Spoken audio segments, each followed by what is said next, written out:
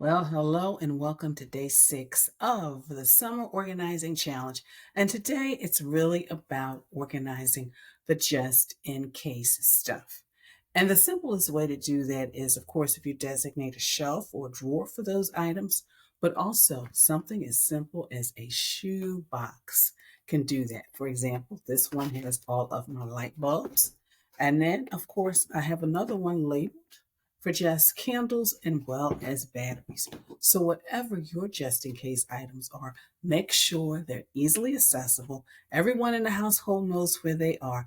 And of course, your stock is well supplied. For example, my batteries, I've got AA, AAA, C, and D batteries. So again, making sure that those just in case items are easily accessible.